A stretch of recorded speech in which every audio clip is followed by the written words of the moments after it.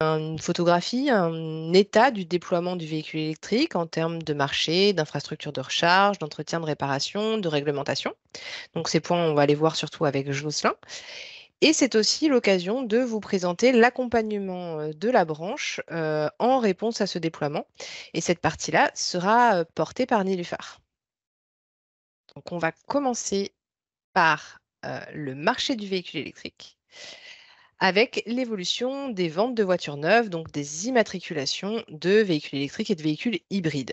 Donc on voit sur le graphique, si on regarde les immatriculations depuis 2016, on voit nettement la progression importante des volumes, une accélération d'ailleurs importante sur la dernière année 2023.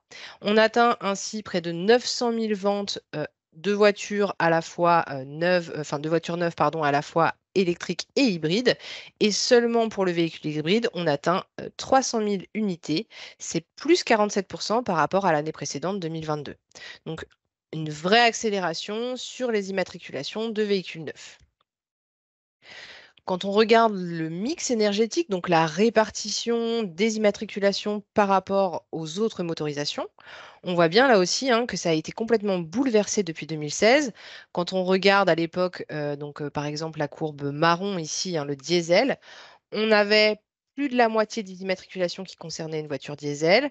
Aujourd'hui, elle ne représente plus que 9%, c'est-à-dire autant que les hybrides rechargeables, par exemple. Les hybrides non rechargeables, eux, sont bien au-dessus, avec près de une voiture neuve vendue sur 4 en 2023. Et la part des immatriculations de pure électrique atteint, vous le voyez, 17% en vert sur le graphique.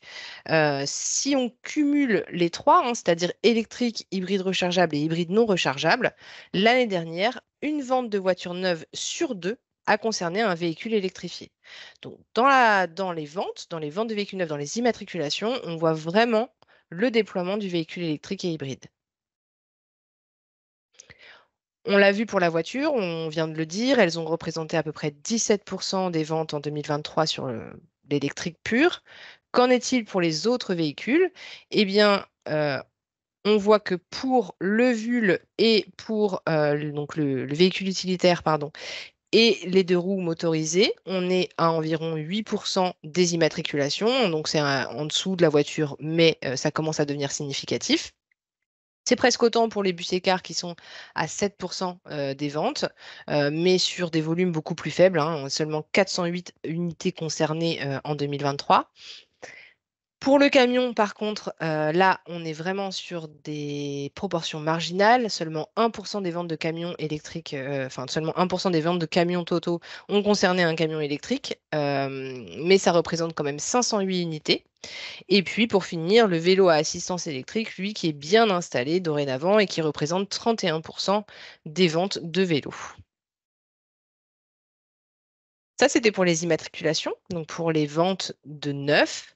Quand on regarde maintenant le parc circulant des véhicules en circulation depuis leur vente, on a pour la voiture 900 000 environ voitures électriques qui circulent. C'est à peu près 2% du parc total, donc c'est encore faible. On l'a vu, une très forte progression dans les ventes et dans les immatriculations, mais les parcs, eux, mettent du temps à se renouveler et donc pour avoir vraiment un volume significatif dans le parc roulant, il va falloir attendre encore quelques années. Là, on est encore sur 2% du parc seulement qui est électrifié. Pour les autres véhicules, on est encore sur ces mêmes proportions. On atteint à peine 2% pour le VUL, 2% pour les bus et cars électriques, et sur le camion, on est même à moins de 1% du parc roulant. Voilà pour l'état du déploiement jusqu'à la fin 2023. Finalement, on va voir maintenant avec Jocelyn ce qu'il en est depuis le début de l'année. Eh bien, depuis le début de l'année, vous le voyez, en 3 mois, grâce au leasing social, il y a à peu près 107 000 véhicules électriques qui ont été immatriculés en ce début d'année.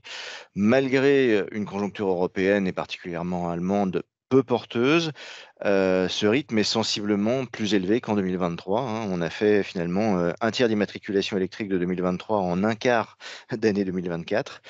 Un certain nombre de véhicules et d'ailleurs, à noter aussi qu'un certain nombre de de véhicules électriques qui ont été acquis grâce au leasing social n'ont été que commandés et ne sont pas encore immatriculés, vont être immatriculés un peu plus tard dans l'année, notamment quand les IC3 ou la R5 vont commencer à arriver.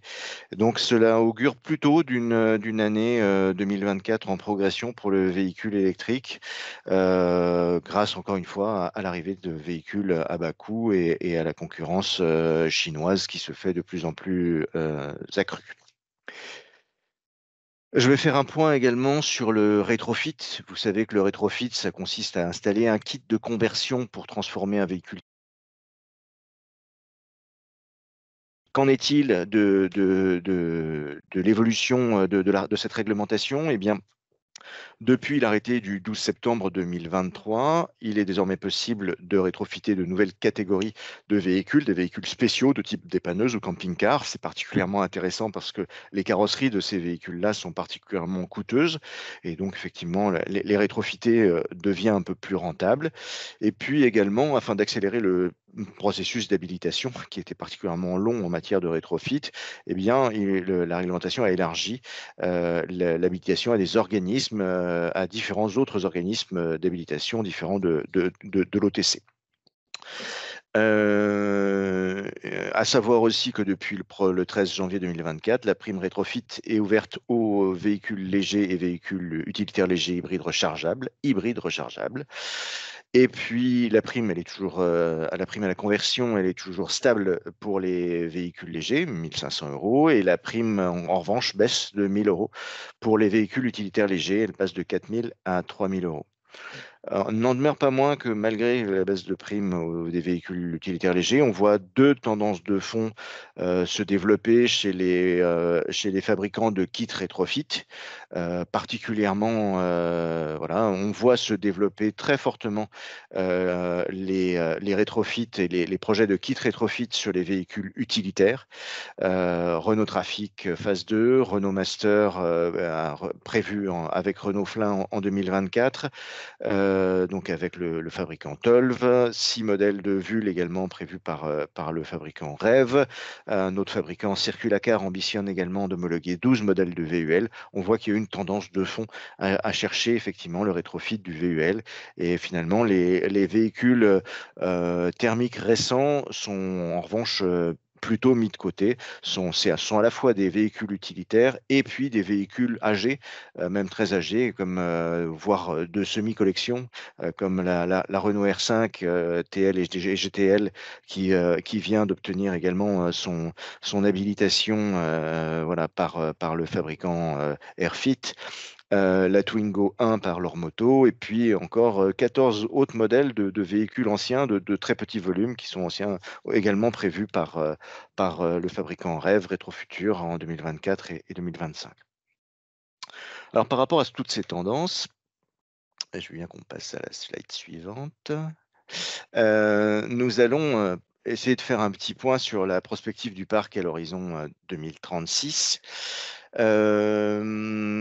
Donc, comme vous l'a dit Marie-Sophie, actuellement nous sommes à 1,5% de véhicules électriques dans le parc automobile. On tend à se rapprocher en 2024 des 2% des 2% de parc automobile électrique en 2024. On a du coup à l'Observatoire réalisé un nouveau scénario prospectif qu'on appelle scénario ralenti, qui essaye à la fois de prendre en compte la croissance inédite du vieillissement du parc automobile liée à la croissance des prix des véhicules neufs, au développement des hybrides, hein, qui a eu un rythme assez inattendu, et puis aux effets de seuil portés par les réglementations CAFE et Fit for 55. Voilà, il nous permet d'estimer globalement que le parc automobile électrique sera d'environ 10% en 2030, dans 6 ans, et d'environ 28% en 2036. Donc, ce qui signifie qu'en 2036, on a encore 55% du parc automobile qui est encore thermique, et ce qui rend nécessaire la prise en compte de toutes les motorisations aujourd'hui dans nos formations, même si, encore une fois, en 2036, il faut garder à l'esprit que les concessions vont traiter un parc essentiellement électrifiés, très largement électrifiés. Et en revanche, les MRA seront encore sur un parc assez largement thermique. Voilà, alors c'est bien beau d'avoir des véhicules électriques, encore faut-il les brancher quelque part. Et alors Marie-Sophie, peux-tu nous faire le point sur le déploiement des infrastructures de recharge? Oui, merci Jocelyn. Effectivement, on voit que les infrastructures de recharge continuent à progresser.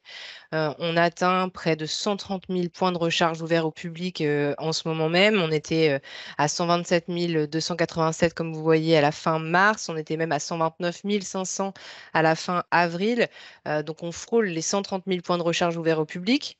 C'est une augmentation de 33% sur les 12 derniers mois, hein, donc on voit toujours cette progression qui ralentit légèrement ces derniers temps, mais qui est quand même encore en forte évolution.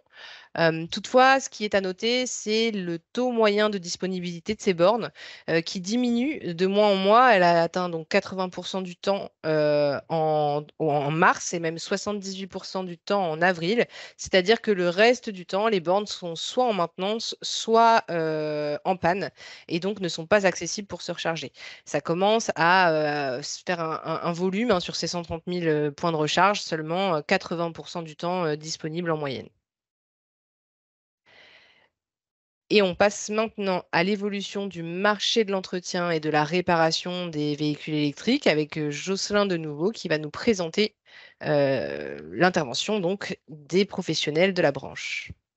Merci. Alors, que voyons-nous sur ce schéma? Nous voyons un nombre d'interventions réalisées sur les véhicules électriques sur les 12 derniers mois par type d'acteur. Et conformément au parc automobile, en juin 2023, parmi les entreprises intervenant sur des véhicules électriques, les ateliers des concessions avaient pris en charge en moyenne 100 véhicules électriques par atelier sur les 12 derniers mois.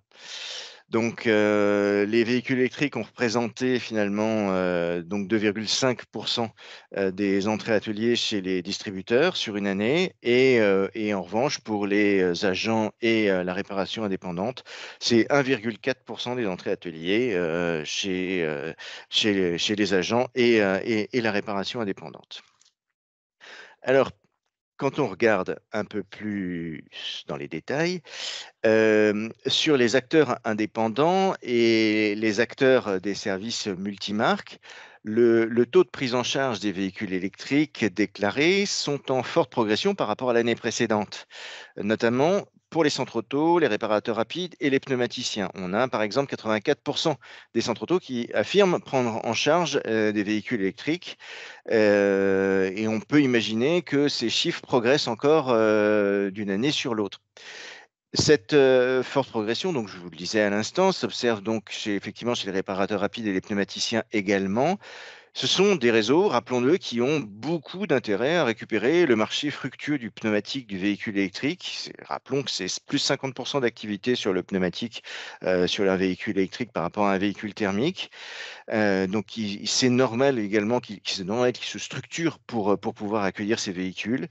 En revanche, effectivement, 73% des MRA sans enseigne déclaraient ne pas prendre en charge les véhicules électriques, mais notons quand même que généralement ces acteurs s'occupent d'un parc de voitures relativement âgées, parmi lesquels les véhicules électriques sont encore assez rares. Hem, En ce qui concerne ensuite, en ce qui concerne, alors oui, c'est vrai qu'on on dit souvent finalement que les constructeurs vont profiter de l'électrification pour remettre la main sur un marché après-vente qui leur échappe de plus en plus. Alors, à la fois c'est vrai et à la fois il faut mesurer le propos. Parce que on voit dans cette étude du JIPA que comme pour les véhicules thermiques, plus l'âge du parc électrique augmente et plus la part des réseaux indépendants augmente. Mais par contre, ce qu'il faut noter, c'est que sur les véhicules de 3 4 ans, le JIPA, dans une autre étude, note que plus de la moitié de ces véhicules sont déjà traités par les réseaux indépendants, et ce qui est encore loin d'être le cas pour les véhicules électriques. Donc il reste quand même encore à ce jour un déficit de confiance des réparateurs indépendants sur la réparation des véhicules électriques. 31% des possesseurs de véhicules électriques n'ont pas confiance dans les réseaux indépendants pour entretenir leur véhicule, selon les sondages du JIPA. Donc avec 10 points de part de marché sur les véhicules électriques de plus de 4 ans, il faut noter aussi que les pneumaticiens, logique encore eux, sont les grands gagnants de l'électrification du parc. Et il faut noter aussi que quand on regarde le niveau de formation et d'habilitation de ces pneumaticiens, il est quand même relativement surprenant de voir que leur niveau d'habilitation électrique soit relativement faible vu l'enjeu que représente le pneumatique sur le véhicule électrique. 2 points également sur le contrôle technique et les centres, de véhicules hors d'usage.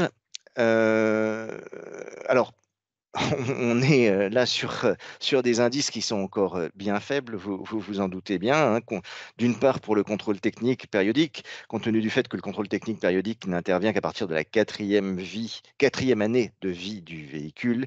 Le contrôle technique des véhicules électriques est encore très rare en 2023, 0,4% des véhicules contrôlés.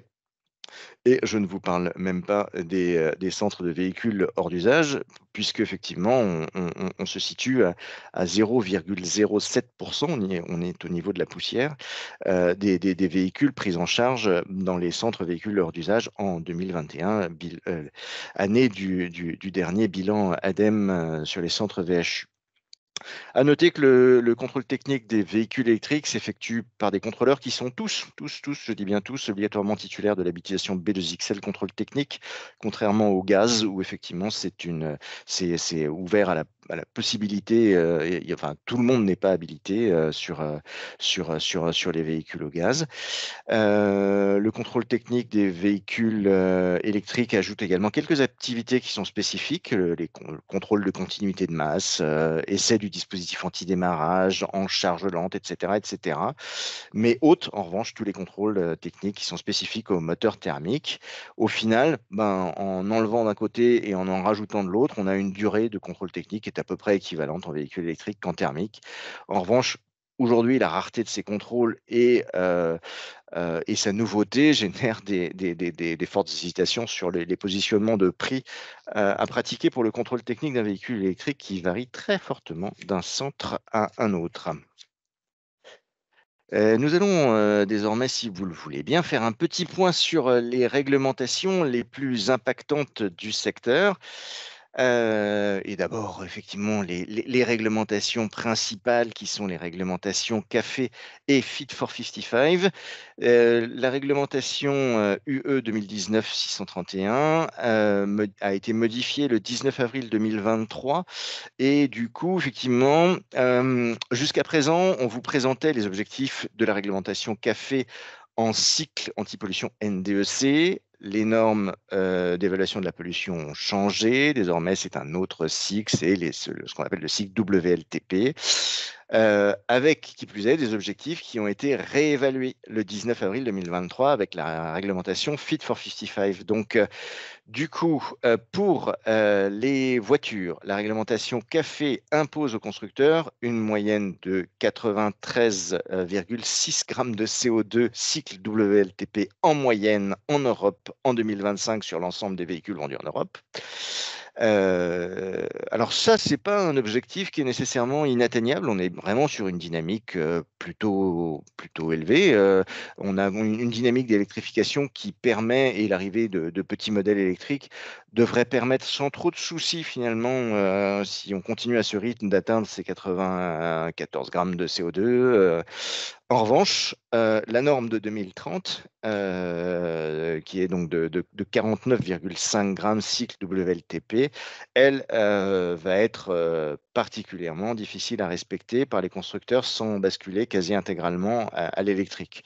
Donc finalement, le risque de bascule vers du 100% électrique, il est peut-être pour beaucoup de constructeurs avant 2035. Un certain nombre de constructeurs comme Renault par exemple se sont largement engagés pour basculer l'intégralité de leurs immatriculations en 100% électrique en 2030. Voilà, pour rappel, 49,5 grammes en moyenne. Juste pour rappel, une Yaris hybride actuellement, c'est 87 grammes de CO2 en cycle WLTP. Vous voyez qu'il ne faut pas en vendre beaucoup pour réussir à se trouver dans la bonne norme.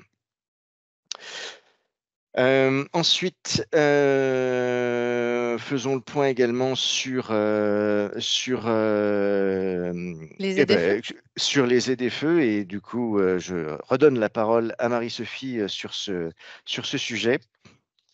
Oui, la deuxième loi dont on entend beaucoup parler sur l'électrique et autour de l'électrique, c'est bien la loi climat et résilience de 2021 qui prévoit l'instauration de zones à faibles émissions, donc les fameuses ZFE, dans les 43 agglomérations de plus de 150 000 habitants. Alors, on en entend beaucoup parler, mais il est difficile de savoir ce que ça va vraiment impliquer. Alors, c'est déjà à l'œuvre dans certaines villes, mais c'est obligatoire à partir de 2024. La seule obligation pour le cas général, c'est de restreindre l'accès aux véhicules immatriculés avant le 31 décembre 1996, c'est-à-dire les véhicules qui sont hors critères. Donc ça, c'est la seule obligation que prévoit la loi pour ces 43 agglomérations. Cependant, il y a des villes qui ont choisi d'aller plus loin. Par exemple, c'est le cas de Strasbourg qui prévoit d'interdire les critères 2 et au-delà dès 2028. Donc, on voit des cas particuliers où on a là des restrictions bien plus fortes et on a également deux agglomérations pour lesquelles on sait déjà que les restrictions sont plus fortes également. C'est Paris et Lyon qui dépassent les seuils de pollution limite européens et qui du coup sont concernés par des restrictions minimales qui sont fixées avec interdiction des critères 5 en 2023, des critères 4 en 2024 et des critères 3 en 2025. Donc, bien sûr, pour se rapprocher au fur et à mesure d'une circulation qui serait zéro ou très faible émission dans un futur proche. Et je redonne la parole à Jocelyn sur les primes et les bonus. Alors effectivement, la question des primes et des bonus change chaque année. Il faut faire des arbitrages entre le budget de l'État et les ambitions écologiques. Et donc cette année, effectivement, le décret du 13 février 2024 nous donne le cadre pour 2024. Donc le bonus est désormais réservé aux véhicules à faible empreinte carbone, conception et transport inclus, rappelons-le, donc ce qui exclut un certain nombre de véhicules fabriqués en Chine et qui sont également inférieurs à 2 tonnes et demie, pratiquement 2 tonnes 4. Donc ce bonus baisse également légèrement, donc de 1 000 euros. Il était de 5 000 euros en 2023, il est plus que de 4 000 euros en 2024. Il y a également la suppression du bonus pour les véhicules des entreprises, une suppression du bonus pour l'achat de véhicules d'occasion. Le leasing, vous savez effectivement que l'année a commencé par la mise en place d'un leasing social qui a été abrogé au lendemain de la publication du décret. Une nouvelle vague est prévue en 2025 selon des modalités qui resteront à confirmer. Également, l'aide au leasing d'un véhicule électrique d'occasion augmente de 1 000 euros, donc va jusqu'à 6 000 euros actuellement.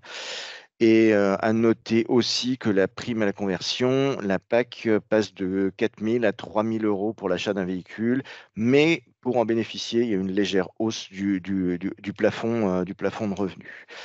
Donc voilà, avec les 4 000 euros de bonus notamment, ça permet à un certain nombre de véhicules de réussir à passer sous la barre assez symbolique des 20 000 euros en prix d'achat, notamment effectivement la IC3 qui arrive sur le marché. Donc voilà, conséquence, eh bien, il y a eu environ 50 000 bénéficiaires du leasing social en 2024, donc un succès fortement inattendu pour l'État, qui génère de nombreux risques pour nos entreprises. Donc premier risque, il y a un risque important sur l'estimation des valeurs de revente des voitures bénéficiant du leasing social en retour de leasing. Quelles valeurs vont-elles réussir à prendre, puisque les constructeurs ont quand même fortement tiré les prix pour proposer des véhicules avec des prix particulièrement attractifs. Le deuxième risque, il y a un risque important également pour les valeurs résiduelles des autres véhicules électriques en circulation, avec l'afflux de véhicules de retour de leasing, plus l'arrivée de véhicules chinois à prix relativement faible. Il y a le risque que sur les véhicules actuellement en location chez les loueurs longue durée ou en LOA, qu'on ne réussisse pas à les revendre à la valeur qu'on avait estimée au départ. Et effectivement, ce sont des risques aujourd'hui qui risquent d'être supportés par les loueurs et les réseaux. Et il faut noter que sur le marché du véhicule d'occasion électrique, les prix ont déjà assez fortement baissé, de moins 13% sur 2023 par rapport à 2022. Voilà, donc pour cette première partie panorama du déploiement du véhicule électrique, on va maintenant voir avec Niluffar ce que la branche des services automobiles met en place pour accompagner ces évolutions. 3, 2, 1, c'est à toi Niluffar. Merci Jocelyn. Donc déjà, bonjour à tous. En préambule, je pense que voilà, la première partie était vraiment consacrée à vous présenter toutes les évolutions qui sont en cours et l'enjeu maintenant pour nous, ça va être finalement de voir comment ça se traduit d'un point de vue pratique par l'accompagnement de la branche, sachant qu'on va évoquer tout autant les qualifications que les certifications, que l'accompagnement par la formation de formateurs. Enfin voilà, on a un panel finalement, un spectre un peu large de de possibilités pour suivre les différentes évolutions. Donc, si on commence par les qualifications, donc, comme l'a introduite Marie-Sophie, présentait tout à l'heure un petit peu ce parc, cette évolution conséquente des infrastructures de recharge. Et donc, en réponse finalement à ces évolutions qui vont venir impacter, toucher les activités des entreprises de la branche, on a travaillé à créer des qualifications, finalement une filière IRVE avec plusieurs niveaux, plusieurs échelons, plusieurs métiers qui vont y être associés. Donc, si on démarre tout en bas de la filière, on est sur un premier échelon, l'échelon 6, l'opérateur de maintenance des IRVE. Concrètement, quel est son rôle? C'est d'aller superviser, c'est un peu l'interface entre... En fait, il va s'assurer de l'opérationnalité à distance des IRVE en service et il va être amené notamment à faire du suivi à distance, à échanger avec le client sur site qui va rencontrer un premier niveau de difficulté et donc il va apporter pourquoi pas un premier niveau de diagnostic, en tout cas d'identification d'une problématique. Si on passe à l'échelon supérieur, l'échelon 9, on va avoir deux qualifications qui vont être associées. D'un côté, le technicien installateur des IRVE, dont le rôle va être ni plus ni moins d'aller installer sur site une infrastructure de recharge, la mettre en service, donc la mettre en service d'un point de vue physique sur site, mais également à distance. Et en parallèle, on va avoir le technicien de maintenance des IRVE avec qui finalement les compétences vont être assez bien, les activités vont être assez bien partagées, qui lui va se charger d'assurer l'opérationnalité continue de ces infrastructures de recharge et d'aller, pourquoi pas, faire de la maintenance directement sur site en cas de panne, de défauts qui vont pouvoir être rencontrés et remontés par l'opérateur, notamment de maintenance des IRVE. Au niveau cadre, donc on a un cadre de niveau 1 qui est le coordonnateur des travaux d'installation et de maintenance des IRVE. Son rôle, c'est un peu un rôle, il est un peu entre les différents métiers. Son rôle est à la fois de faire l'interface finalement entre le client qui va demander l'installation d'une borne d'une ou plusieurs infrastructures de recharge sur site et également il va être référent de travaux. Donc ce qui veut dire qu'il va à la fois superviser l'activité des techniciens installateurs sur site qui vont aller installer leurs infrastructures de recharge, mais également il va pouvoir se superviser s'il exerce évidemment dans la même entreprise l'activité des techniciens de maintenance qu'il va envoyer sur site. Si on passe, donc ça c'est un peu voilà, sur premier niveau d'accompagnement sur les IRVE, en tout cas c'est déjà la création de ces qualifications. En parallèle des IRVE, évidemment, on a grandement parlé de l'arrivée de ces véhicules électriques et l'arrivée de ces véhicules s'accompagne évidemment d'évolutions métiers. Et donc c'est un peu dans ce cadre qu'on a travaillé à la création d'une filière de la maintenance des batteries de véhicules électriques, donc dans la filière de la maintenance, mais avec cette colorisation, vraiment intervention sur les batteries. Et donc, on a travaillé à concevoir 3 échelons également. Un premier échelon qui est un échelon 6, l'opérateur de maintenance de batteries de VE. C'est un opérateur qui va co-intervenir avec des techniciens pour assurer la remise en état, la remise en conformité des batteries de traction. Donc, les 3 échelons, l'échelon 6, l'échelon 9 et l'échelon 12, travaillent sous tension. Donc, ils sont amenés à co-intervenir et à être supervisé par le technicien expert qui est l'échelon 12.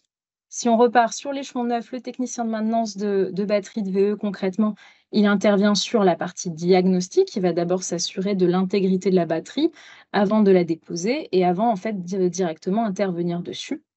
Et enfin, le technicien expert réalise les mêmes activités que l'opérateur de maintenance de batterie et le technicien de maintenance, mais en ajoutant une casquette supplémentaire qui est à la fois en fait de superviser les opérations. Il est un petit peu garant dans le cadre de cette co-intervention d'une intervention en sécurité qui respecte, on va dire, les règles de l'art.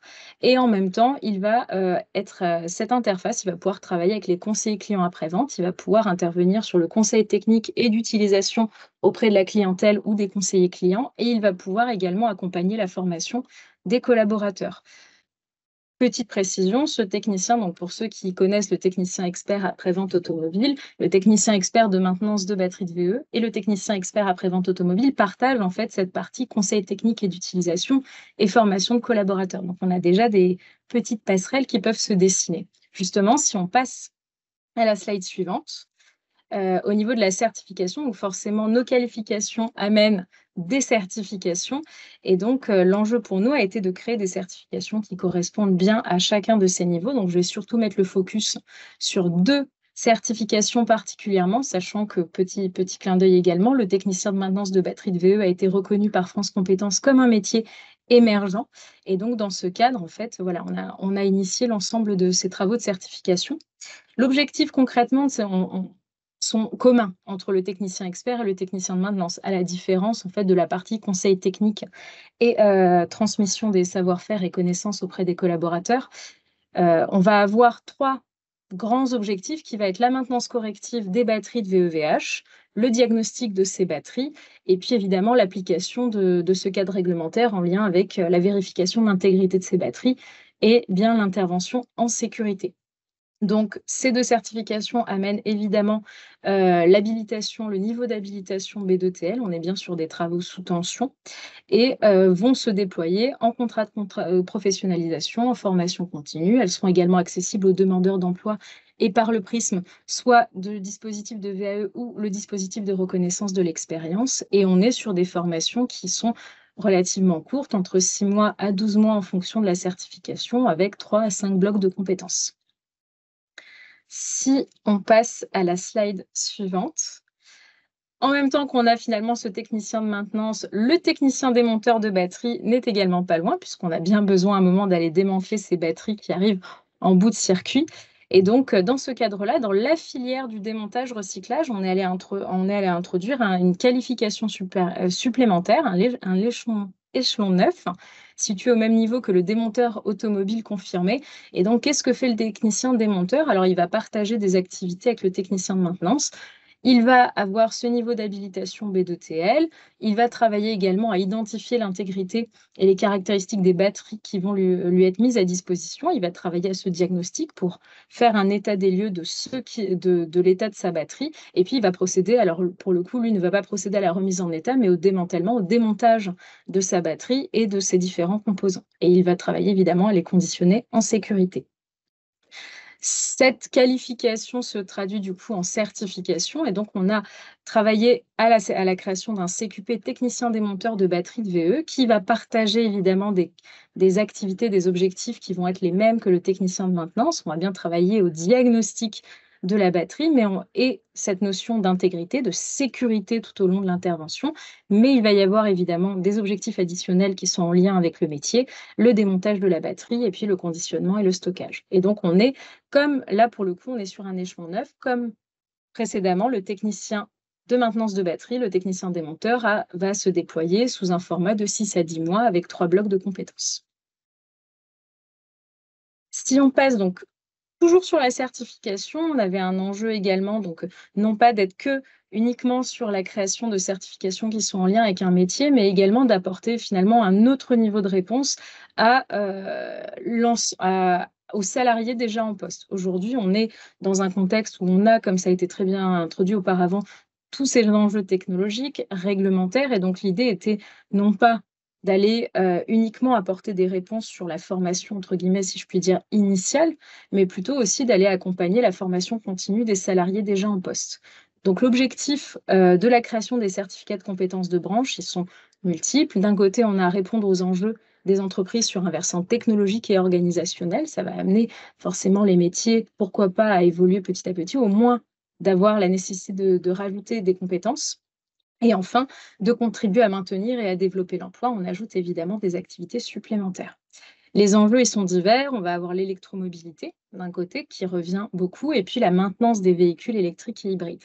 Si on passe du coup à la slide suivante, donc premier certificat de compétences de branche qui a été créé, le conseil en électromobilité. Donc son objectif finalement, c'est un peu de suivre le cycle de vie d'un client qui va aller se positionner, qui va souhaiter acquérir une solution d'électromobilité et qui va avoir besoin finalement d'un conseil pour passer le pas, être sensibilisé aux véritables enjeux de l'électromobilité. Et donc, dans ce cadre, en fait, on a créé une certification qui vise 4 compétences. Proposer, présenter une solution d'électromobilité qui va accompagner également la notion de conseil sur l'utilisation d'un VEVH et son écosystème. Et enfin, la sensibilisation aux règles de sécurité et environnement. Ce sont des formats courts, ce sont des formations qui n'ont pas vocation à se dérouler sur plusieurs mois, mais qui se comptent plutôt en jours et dont les modalités d'évaluation certifiante sont également assez courtes. 2 heures, d'un côté, on va avoir l'accompagnement d'un futur utilisateur d'un VEVH en passant à la vente du véhicule. Est-ce que finalement, on a bien une rentabilité, un coût total de possession, un TCO qui est intéressant pour sa clientèle, jusqu'à l'usage quotidien en intégrant finalement une problématique en lien avec ce parcours.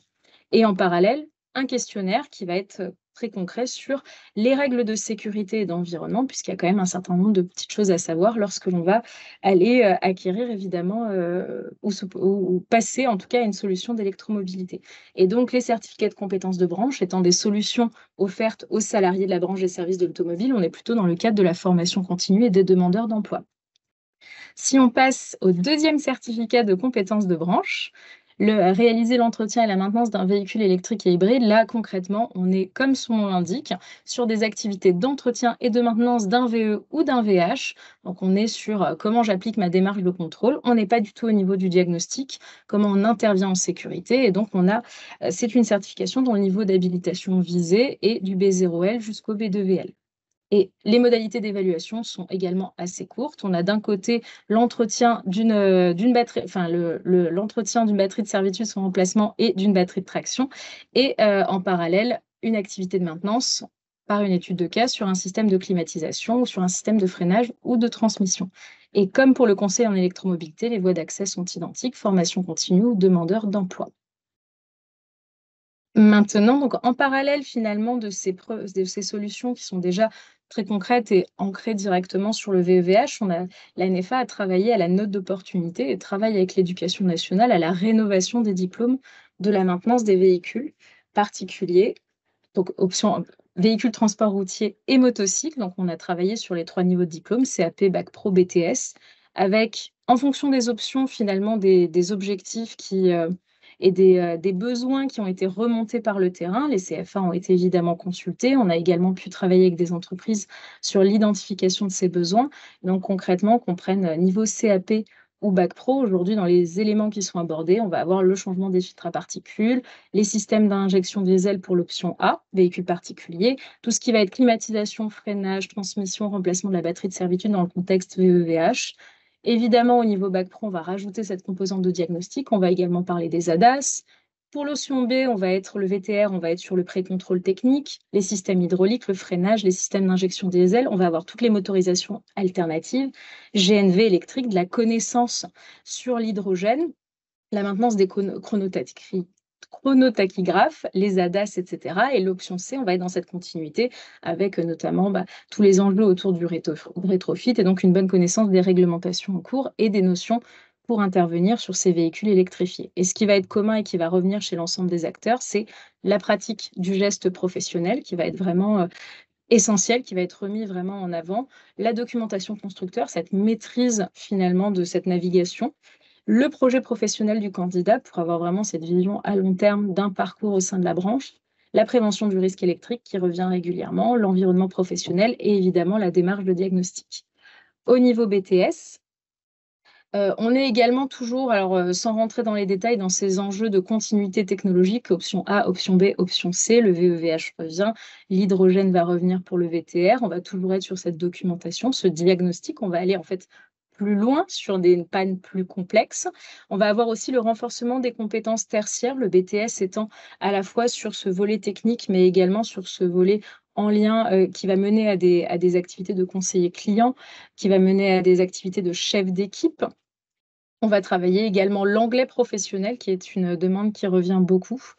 Et on va bien positionner ce BTS en se disant que sa poursuite de parcours direct, c'est la licence professionnelle. Donc, si on continue à capitaliser sur l'aspect tertiaire du BTS, sa voie privilégiée, ça va être la licence OMSA, Organisation et Management des services de l'automobile.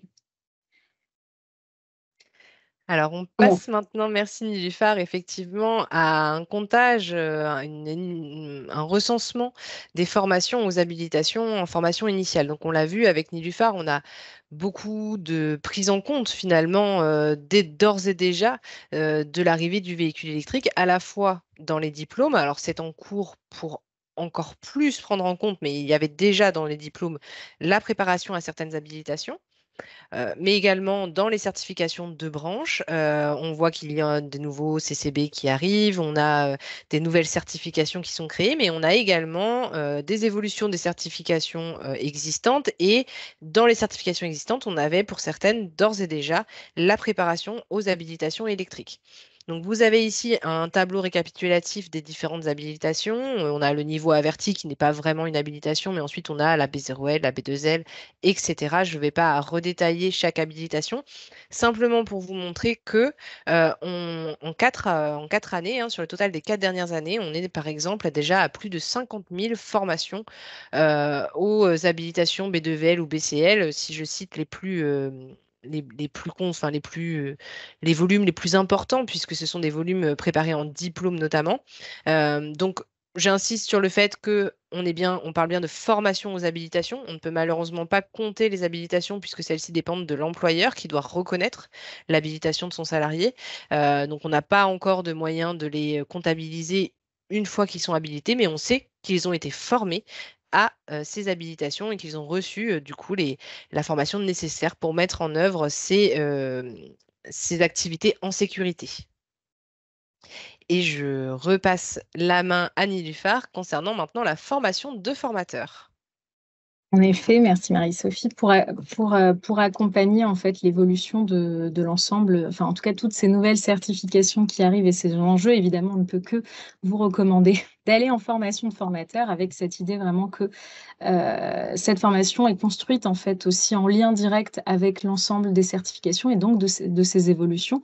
Je vais surtout attirer l'attention au niveau des habilitations électriques, sur l'ajout d'une formation supplémentaire, donc la prévention des risques lors des travaux sous tension, donc qui va viser le niveau d'habilitation B2TL, qui va être disponible dès 2025, alors qui sera accessible prioritairement aux établissements qui seront amenés à déployer le technicien de maintenance et le technicien expert maintenance de batteries de véhicules électriques et le technicien démonteur de batteries de VE. Et puis en parallèle, si on en profite un petit peu pour regarder toute la filière, donc on a ce premier niveau sur les habilitations électriques qui va permettre soit d'aller délivrer ses avis après formation pour vos formateurs ou d'aller recycler leur avis après formation. Si on passe à la sensibilisation au VEVH, on est sur un premier niveau finalement de connaissances avec d'une part l'organisation, l'intégration des VEVH dans l'atelier. Donc là, ce sont des formations, il n'y a pas de prérequis spécifiques. Ça va permettre d'identifier l'impact de ce VEVH dans un établissement, son organisation, comment j'organise mon atelier. En parallèle, on va avoir la découverte et l'environnement des VEVH. Donc c'est là où on va commencer vous allez entendre en prérequis, on va vous recommander d'avoir un niveau d'habilitation avant qui démarrera à minima sur le B0L, qui va être un premier niveau de connaissance sur le VEVH. On va être sur les composants, les composants d'un VEVH, la réglementation, ce qu'est la chaîne de traction, etc. On va passer au niveau supérieur, les interventions sur le VEVH. Donc là, on va carrément parler de niveau d'habilitation plutôt du B2.0L au B2VL, BCL. Et là, on va être plutôt sur des composants de diagnostic. On va aller plus loin sur la chaîne de traction d'un VEVH. On va aller regarder directement tout ce qui va être en lien avec l'électronique de puissance, la machine électrique, on va aller regarder déjà comment ça va impacter les autres systèmes. La gestion de la batterie de traction, là vraiment on va aller parler de cette batterie de traction, des différentes technologies qui sont possibles, de qu'est-ce que ça va impliquer aussi en termes d'intervention. Et en complément, vous allez avoir la climatisation réversible, le freinage des VEVH, les boîtes de vitesse qui sont des formations complémentaires qui vont permettre d'aller se focaliser sur un système précis, sur le VEVH pour aller plus loin. Et donc qui accompagne évidemment le déploiement des certifications de branche parce qu'on n'a pas fait un focus là-dessus, mais les certifications de branche, donc mécanicien automobile, MMA, alors je vais parler pour la maintenance des véhicules légers, mais c'est valable aussi pour d'autres domaines de certification, le TEAVA, sont tous en train d'évoluer et donc on aura évidemment l'occasion lors d'autres réunions de pouvoir présenter ces évolutions. Et je repasse la main à Marie-Sophie. Merci Néluphar. C'est vrai que on vous a présenté ici le parcours de formation de formateurs plutôt VP. Vous retrouverez également dans le baromètre VE et bien sûr dans le catalogue de formation de formateurs les mêmes schémas, mais pour la moto, le deux roues et le camion et même le cycle. C'est vrai que tous les domaines sont concernés maintenant hein, par ces formations de formateurs. Vous voyez ici en termes de réalisation, hein, ce qu'on peut dire, c'est que les formations de formateurs dédiées au VEVH prennent une place de plus en plus importante dans l'ensemble des formations. Elles représentent en 2023 39% de l'ensemble des stages hein, de formation de formateurs. Donc, c'est vraiment un des thèmes principaux. Et en 5 ans, on a eu plus de 2000 formations de formateurs qui ont été réalisées dans le domaine VEVH. Donc, on voit qu'il y a un intérêt pour ces formations et pour ce déploiement. Et on comprend bien sûr pourquoi avec tout ce qu'on a vu auparavant. On arrive sur la fin de ce webinaire, donc n'hésitez pas à vous poser des questions si vous en avez dans la discussion hein, sur le côté. N'hésitez pas à nous interpeller si besoin. Pour rappel, comme on le disait aussi dans la conversation, vous allez retrouver toutes ces informations et d'autres encore dans le baromètre du véhicule électrique qui est sorti juste cet après-midi. Donc, vous pouvez le retrouver sur le lien dans la conversation ou directement sur le site de la NFA. Vous le retrouverez également le lien par mail hein, à venir avec le replay de ce webinaire. Et comme on l'a dit, on balaye à la fois le marché, la réparation, les infrastructures de recharge, mais aussi l'accompagnement de la branche avec tous ces dispositifs que Néluphar nous a présentés aujourd'hui. Donc, je ne sais pas si vous avez des questions. Pour l'instant, ça a l'air assez calme dans la conversation. C'est peut-être qu'on a été très clair.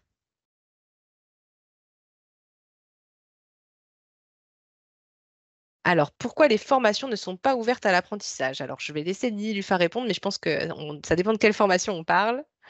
C'est ça. Donc, bon, après, je ne vais pas revenir sur celle de la maintenance directement, mais sur la batterie, il n'a pas été question pour l'instant de les ouvrir à l'apprentissage. On est sur un public déjà qui va être un peu plus adulte. En tout cas, peut-être que la question se posera après, mais pour l'instant, dans l'immédiat, on va déjà les déployer en contrat de professionnalisation. On verra dans un second temps pour cette question-là.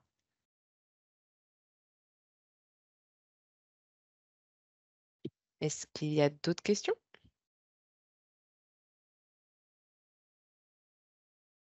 Apparemment pas pour le moment. Ah. Qui achètera des véhicules électriques de 8 ans de plus? Les batteries ne seront plus sous garantie. Certes, on commence. Alors, une question arrive. On commence à avoir de la réparabilité, mais ça reste rare et cher. Alors, c'est un vrai enjeu, effectivement, la réparabilité des batteries, d'où notamment les certifications qui sont créées. Et on voit, je ne sais pas si Jocelyn, tu veux rebondir, on voit des modèles qui commencent à émerger, mais c'est une vraie problématique. Ouais. Effectivement, ce sera bien une problématique essentielle de savoir réparer des batteries sur véhicules âgés, anciens, sans que ça dépasse la valeur résiduelle du véhicule. C'est le grand enjeu et on sait aussi que les constructeurs, en démarrant l'activité sur véhicules électriques, n'ont pas nécessairement pensé, du moins sur les premiers véhicules, n'ont pas nécessairement pensé le process de réparation de ces batteries, sur les premiers véhicules en tout cas, ou sur certaines marques bien identifiées. En revanche, effectivement, sur les nouveaux véhicules électriques qui sortent, on voit beaucoup mieux un process de réparation des batteries qui existe, qui est beaucoup moins coûteux finalement que de changer l'intégralité de la batterie et ça donne des pistes intéressantes justement à l'activité de réparation de batterie. Alors, merci Jocelyn. Les questions arrivent. Donc, on a une question sur pas de formation de formateur B2TL, B2XL accessible. Donc, je reprends le petit schéma. Alors B2TL, oui, du coup, dès 2025, il sera possible d'accéder à la formation B2TL, mais avec cette condition en tout cas prioritairement, de déployer une certification de branche en lien avec la maintenance des batteries ou leur démontage. En parallèle, B2XL, ça existe déjà au catalogue. Si vous regardez le catalogue de formation de formateurs sur le VUI, vous avez des formations dédiées au B2XL opération batterie. C'est juste que là, on s'est vraiment axé sur le VP, mais vous allez trouver des formations complémentaires. Tout Marie-Sophie, à fait. je On avait vois en une parallèle question, avec voilà. Comment se que fera c'est l'intégration récertif, du ça. VE dans le titre TEAVA et sous quel délai? Donc, Alors, eh bien, je vous invite à venir en réunion de domaine de la maintenance des véhicules légers si, en tout cas, voilà, il a été prévu d'aller dans les différents territoires. Donc, vous rapprochez évidemment de votre responsable territorial pour assister à ces réunions. Si vous êtes un organisme de formation qui déploie déjà des certifications de branche, concrètement, l'ensemble des compétences ont été retravaillées, les modalités d'évaluation l'ont été également, les volumes de formation et les référentiels seront bientôt à apparaître. Donc, quand ce sera le cas, vous aurez évidemment une communication avec le partage de ces nouveaux référentiels.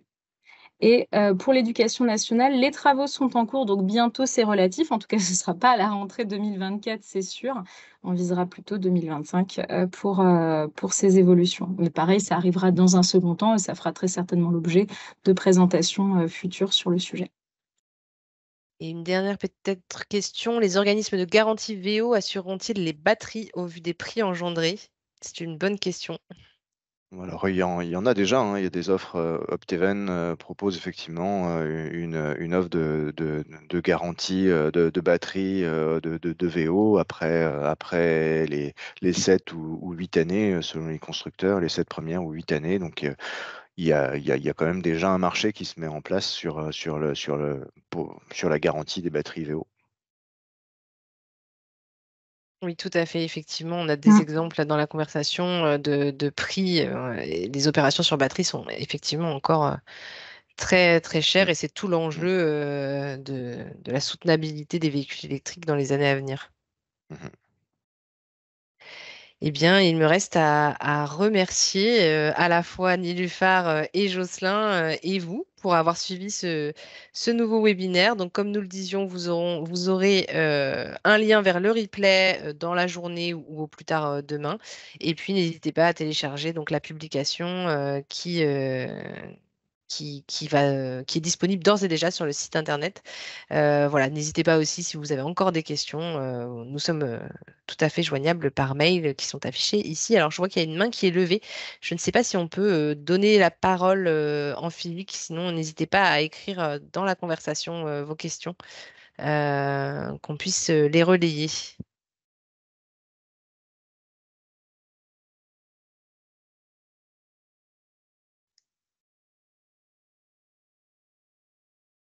Bien, de rien, on a beaucoup de remerciements, donc merci à vous. Merci.